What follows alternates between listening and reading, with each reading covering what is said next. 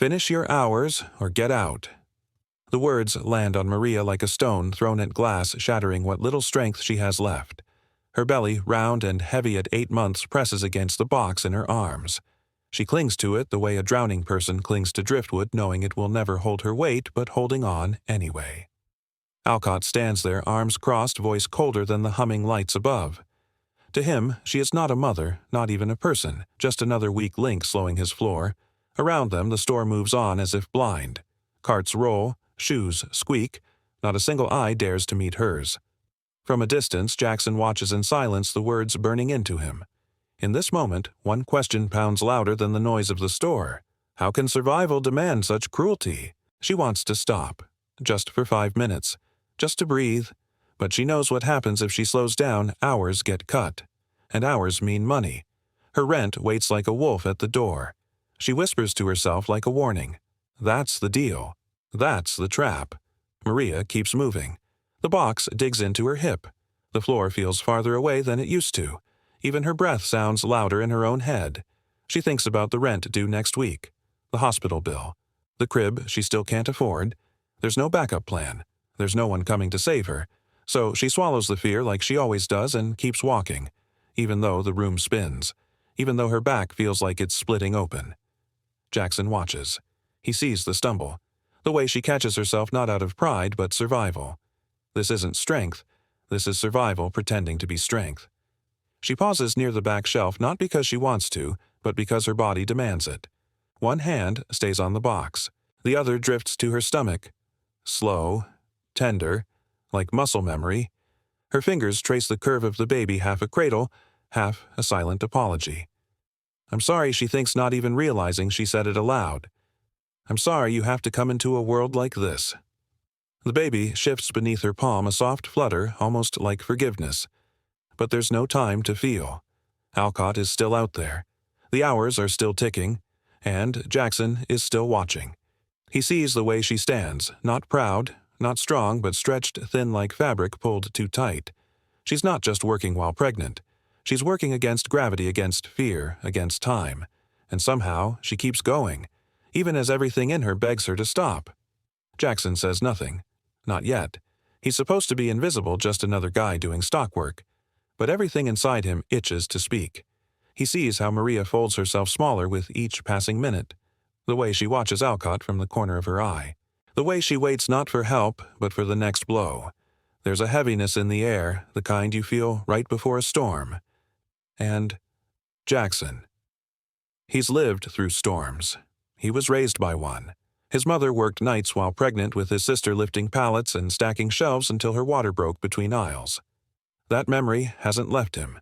Neither has the sound of her breath when she cried behind a locked bathroom door. So no, this isn't new. But this time, he's not a kid behind the door. He's here, and he's watching. Maria leans on the break room doorframe just long enough to steal a breath. Evelyn, the older cashier, is already inside pouring coffee like she's done it the same way for 30 years. Maria doesn't ask for help. She never does. But Evelyn sees the weight in her face, the kind that doesn't come from boxes. How far along? Evelyn asks gently. 33 weeks. Evelyn nods silent. Then she says the thing Maria's been dreading. You know, it's going to cost you. Even with insurance deliveries, what, 13,000? Maria's lips tighten. She knows the number better than anyone. That's why I'm still here, she whispers.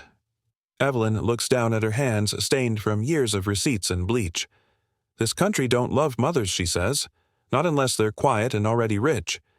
The room falls still, and for the first time today, Maria feels something other than exhaustion. She feels seen. Evelyn doesn't raise her voice. She never does, but what she says lands heavier than anything else in the room. Women don't dare get pregnant here anymore, she mutters, eyes fixed on the cracked linoleum. Maria swallows hard. It's not a complaint. It's not even a warning. It's a plain fact delivered like the weather, because everyone knows what happens to pregnant workers. Schedules cut, hours vanished, fired over performance. It's not written anywhere, but everyone feels it. It hums in the silence between shifts, hides in how managers say, "Are you sure you're still able to work?" with a smile that dares you to say no. Maria shifts her weight. Her back screams. Her child stirs. She should be preparing for life. Instead, she's bracing for survival. Evelyn sips her coffee like she's seen this all before, because she has. And Maria. She knows she won't be the last. Maria doesn't sit. Can't. Won't. Because sitting invites judgment. So she stands, hips tilted, shoulders tense, one hand on her lower back like it's the only thing holding her spine in place. Her body protests with every step. Her breath shortens. Her skin pulls tight like it's about to tear. But she moves. God, she moves. Not out of strength, but out of fear that if she stops, she won't be able to start again. She lifts. She stacks. She nods when spoken to. She blinks away the blur. The baby kicks. Hard. She doesn't flinch. Not anymore. Every minute feels like a mile. And no one's counting but her. There's no applause for this kind of pain. No extra pay for grit. Just another hour. Another box. Another silent prayer she makes while gripping the edge of the shelf to stay upright. The work doesn't care. But she still shows up. From the corner of the aisle, Jackson hears pieces of the truth spill out. Not in loud cries, but in broken bits between Maria's clenched jaw, between Evelyn's tired breath. He catches phrases like no time off and thousands for delivery. And then that sentence again. This place treats pregnancy like a problem to fire, not a life to protect. It echoes. Louder this time. His jaw tightens. His eyes narrow not at anyone but inward. Something in him begins to shift. Not rage, not yet, but the beginning of it. The ache that comes before the fire. He sees Maria try to lift another box, her hand trembling, and something inside him clenches, because it looks too much like something he's seen before, too much like his mother who never said she was in pain until her legs gave out. Jackson inhales through his nose slowly, still watching, still waiting, but not for much longer. Carter stands 3 feet away pretending to reorganize cereal boxes. Iris wipes the same countertop twice. They're not blind. They just choose not to see. Maria shifts under the weight of another crate. Her knees shake. Her breathing's gotten louder, more strained. Carter glances, looks away. Iris clears her throat. Still nothing. The quiet pressed down heavier than Alcott's words. A quiet agreement. If I don't see it, it isn't happening. But it is. It's happening right in front of them. Jackson clocks it all. The way they avert their eyes. The way discomfort turns to indifference. He isn't angry at them yet. He's angry at the system that taught them this was normal.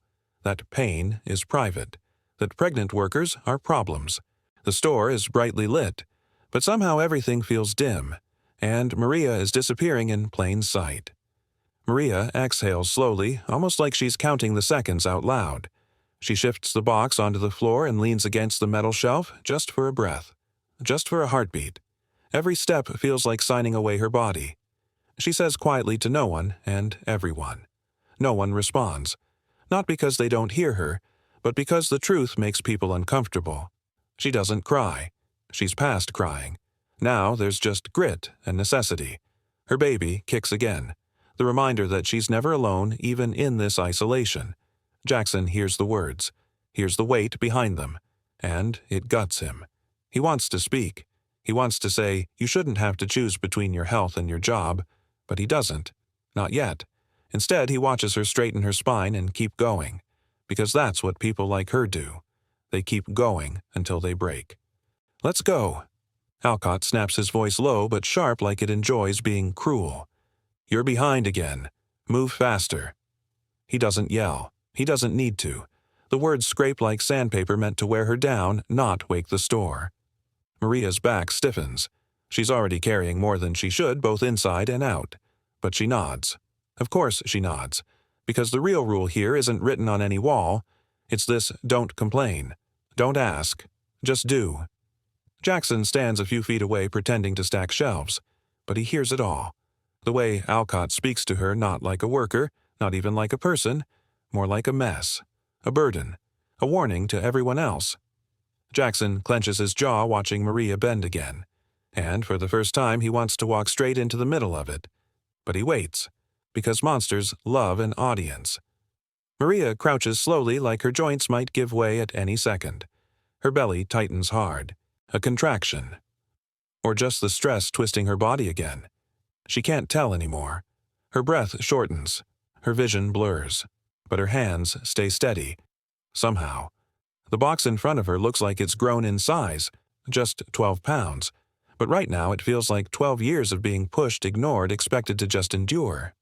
She braces herself, lifts, and pain shoots up her side like lightning. She bites her lip. Hard. No one notices. Or maybe they do and choose not to care. Jackson watches, his eyes sharp now, no longer hiding behind anything. This isn't just overwork. This is a slow collapse visible only to those who choose to see. And Maria knows something she didn't admit out loud before. She's not okay.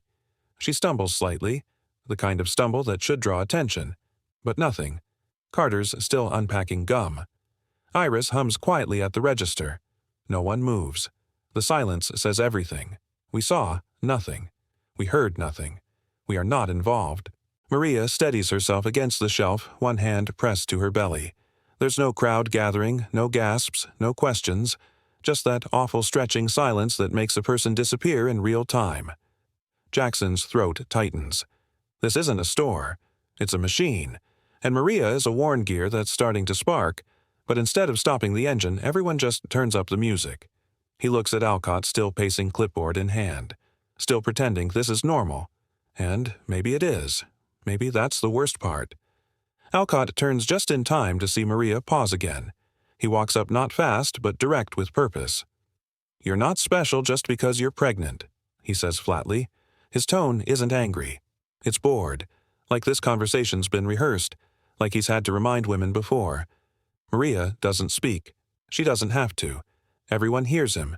Everyone here's got problems, he continues. If I let one person slow down, we all fall behind.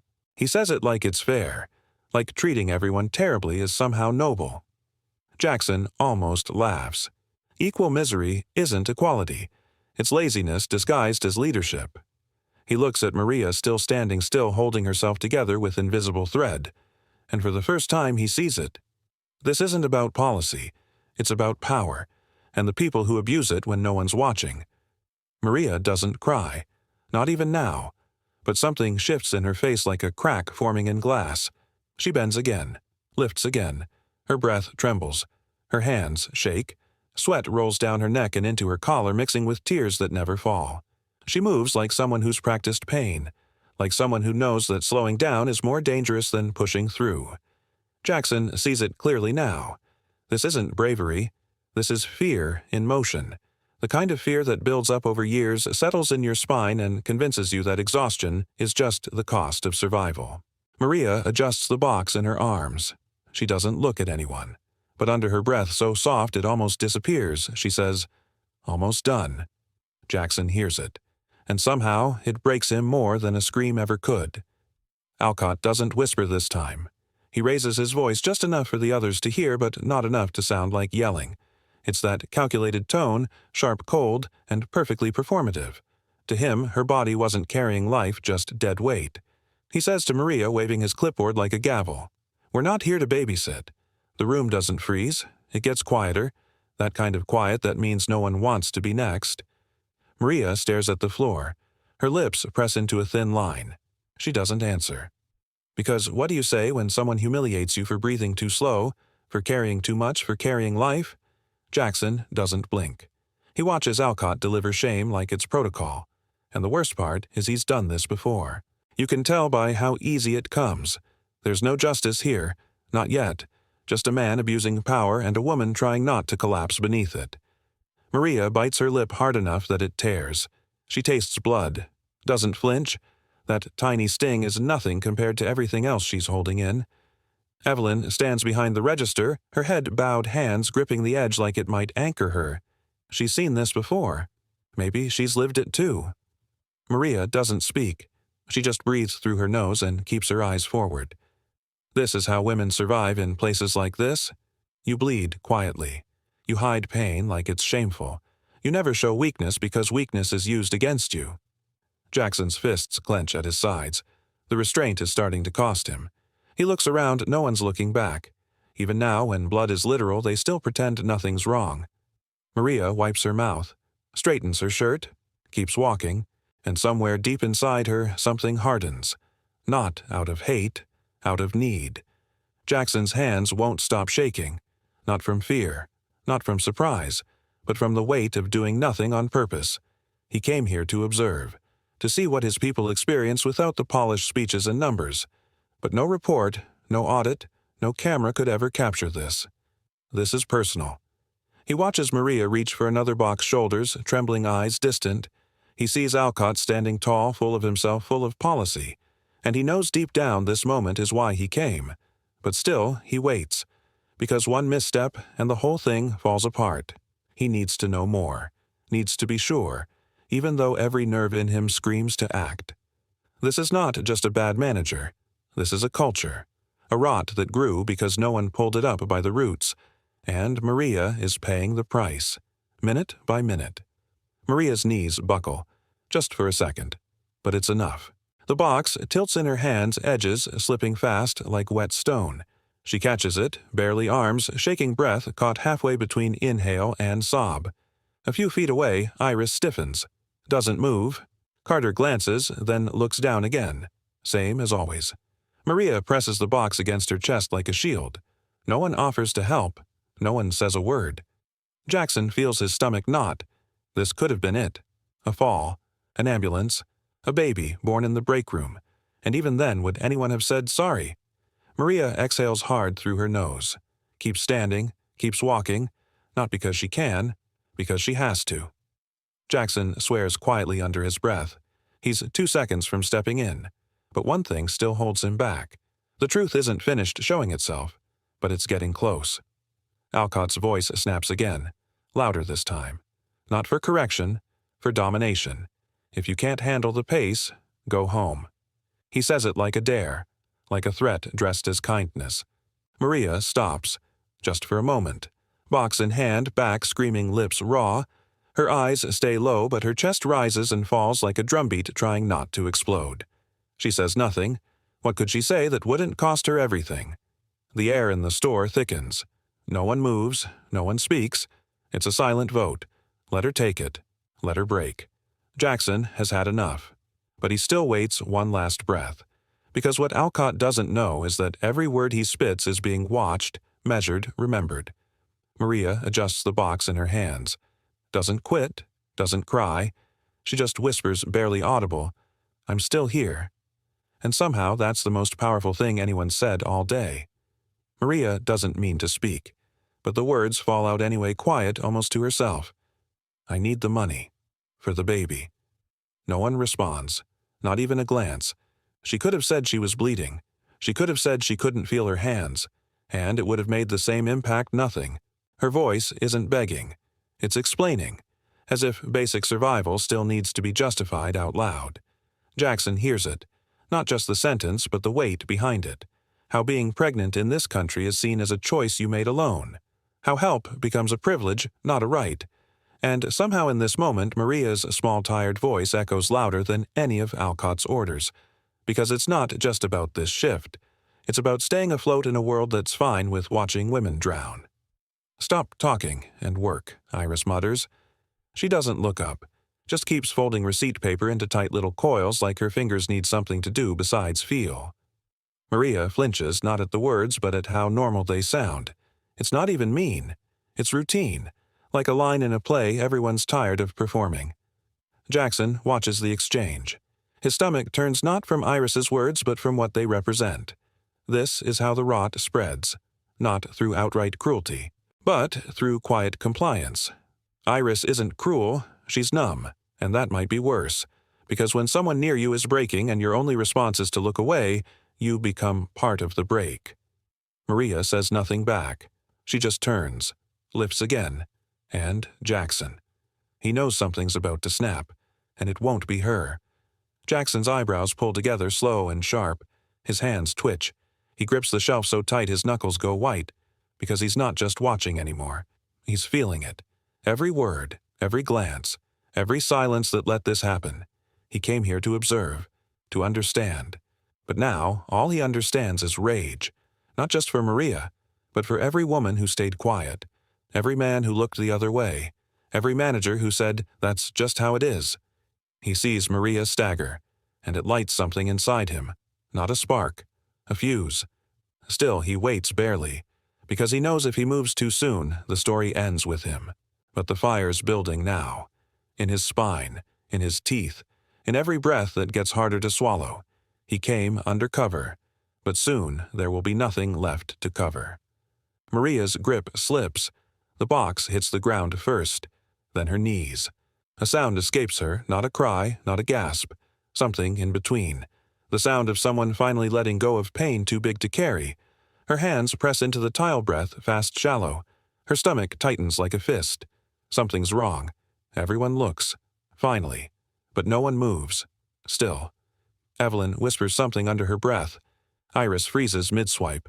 Carter turns away. Again. Jackson's heart stops for a beat, then hammers. He wants to yell her name, wants to run.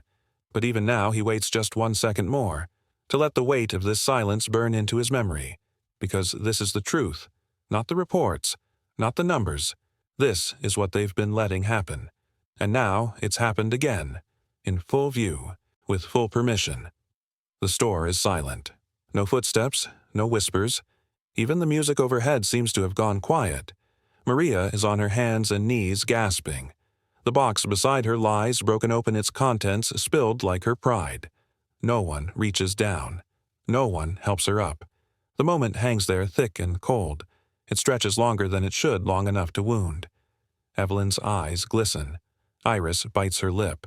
Carter adjusts his name tag. Jackson breathes through his nose, slow and deep. He'll never forget this sound, because silence in moments like this is not neutral. It's loud. It screams complicity. It cuts deeper than cruelty. Maria doesn't cry. She just breathes harsh, hoarse animal. Still down. Still trying to rise. And Jackson. He takes 1 step forward, the last step before everything changes. Enough. Jackson's voice slices through the silence like it's been waiting there, buried beneath every breath, every bruise. The word is low, but it's not soft. It stops everyone. Maria freezes, still kneeling, still gasping. Carter and Iris glance up, confused. Alcott turns slowly, his eyes narrowing. Jackson doesn't move closer. He doesn't raise his voice, but he speaks again. I said enough. For the first time today, it's not Maria who looks small. It's Alcott. And somehow the shift is immediate, like the ground under them just tilted. Evelyn blinks once, twice, like trying to remember if this was always possible. Maria lifts her head. And Alcott. He tries to speak, tries to keep control, but the voice in charge isn't his anymore. It's Jackson's, and though no one knows it yet, everything's about to unravel. Jackson takes a step forward, then another, and in front of everyone he pulls the name tag from his chest, the one that says Temp Staff, the one that kept him invisible. He holds it for a beat, then drops it on the floor.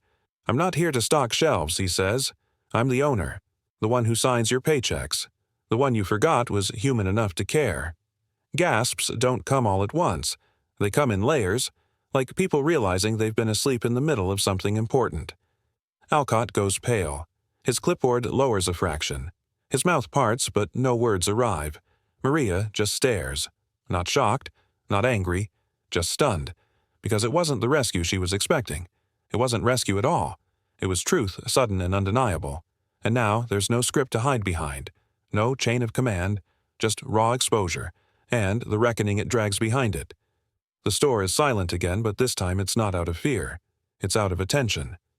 All eyes turn to Alcott. Not Maria, not Jackson, just him. Like the light finally found its target. He shifts, swallows. The sweat on his forehead betrays the calm he's trying to fake. Iris stops folding receipts. Carter lowers a box midair. Even Evelyn looks up, her expression unreadable but sharper than before. Jackson doesn't speak. He lets the moment stretch. Lets Alcott feel it. Every eye, every silence, every memory. Because silence, when turned the right direction, becomes judgment. And right now, the room is full of it. Maria pushes herself upright, slow but steady. She doesn't need to say anything. She already said everything by surviving. Jackson finally breaks the quiet. A single sentence. Not loud, not cruel, just enough. Explain yourself. Jackson takes a breath, then speaks. His tone isn't loud. It's heavier than that. What goes through your head, he asks slowly, when you watch a pregnant woman carry a box heavier than her own body? Alcott stares. No blink, no answer. just tension spreading like a crack across his face. Jackson steps closer. Doesn't flinch. He doesn't need to. Do you think it makes you strong? That running a team through fear makes you a leader? Alcott finally opens his mouth, but nothing comes out, not even a lie. Jackson tilts his head, eyes never leaving the man in front of him. I watched you stand there while she begged with her body to be spared, and you said nothing, not even a breath of kindness. No one dares move. Even the store lights feel too bright, and in that stillness it becomes clear, no policy did this. A person did. Alcott wipes his forehead. Still no words. His eyes flick to Maria, then down. To Jackson, then away. He's drowning without water. Drowning in the very thing he built control. Jackson doesn't blink. Nothing to say, he asks softer now, but it cuts deeper. Alcott shakes his head. Try to speak, but guilt is a thick thing when it's been growing unchecked. The clipboard in his hand trembles slightly.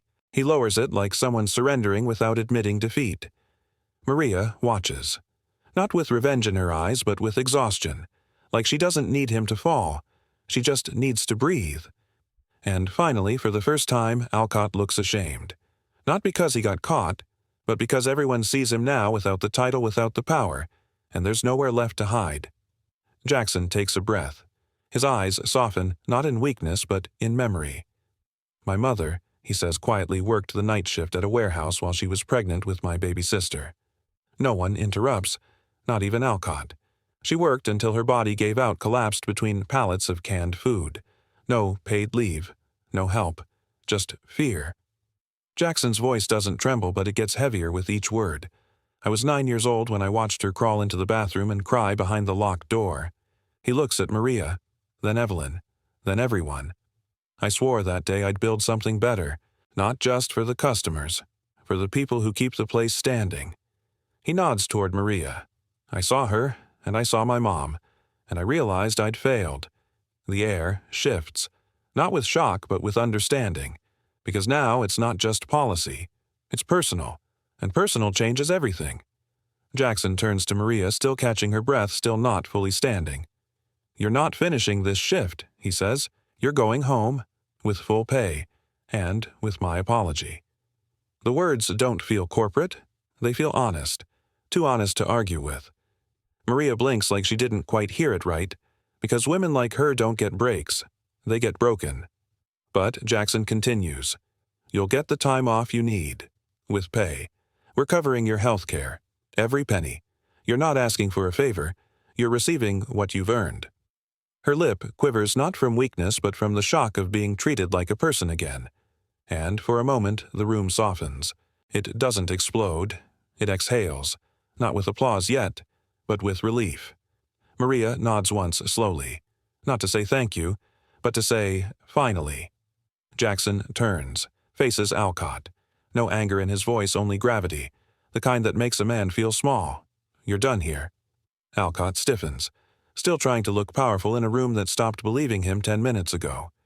You're suspended effective immediately, Jackson says, and we'll be reviewing your conduct at the highest level. Alcott opens his mouth, but nothing comes. Maybe for the first time he realizes words won't save him. Jackson doesn't gloat, doesn't spit, just speaks the truth plainly. You created fear. You buried people beneath silence and rules and guilt, and you did it while wearing our company's name on your chest. He steps closer. This place doesn't belong to people like you anymore. That sentence lands like a door closing. No noise, just finality. Maria exhales. Not from joy, from justice, real and rare. The first clap comes from Evelyn. Small, soft, but it echoes. Then Carter joins in, awkward, almost embarrassed. Then Iris, then the others. Within seconds, the store is filled with the sound of release. Not celebration, relief. Not because Maria won, but because the truth finally stood taller than the system that buried it. Maria doesn't smile. She's too tired, but her eyes shimmer. And that's more than enough. Jackson doesn't bask in it. He just watches. And for once, let it be about someone else. The sound grows louder. Not chaotic, but certain. Like a room full of people realizing they're allowed to care. Allowed to clap for dignity. And in the middle of it all, Maria just closes her eyes for a second and finally rests. Jackson raises a hand. The applause dies down. His voice is clear. No PR, no script. "We're starting a maternity fund," he says. "Company-wide." The room stills, not in silence but in listening. Deep listening. Not just for Maria, not just for this store, but for every woman in our system who's been afraid to choose health over a paycheck. It's not grand. It's right. Jackson continues. "No more hiding pregnancies. No more working through pain. We'll offer full leave, medical support, real protection." He looks around not for approval, but for accountability. This isn't charity. It's a correction. The staff says nothing, but in their stillness you can feel something settle, something honest. Maria doesn't cry, but she nods. And this time it's not a nod of endurance. It's belief. Maybe things don't have to be the way they've always been. Not anymore. Alcott doesn't fight back. Not anymore. He stands there, arms loose at his sides, eyes fixed on the ground. He doesn't speak, doesn't move, and maybe that's the most honest thing he's done all day. The applause is over.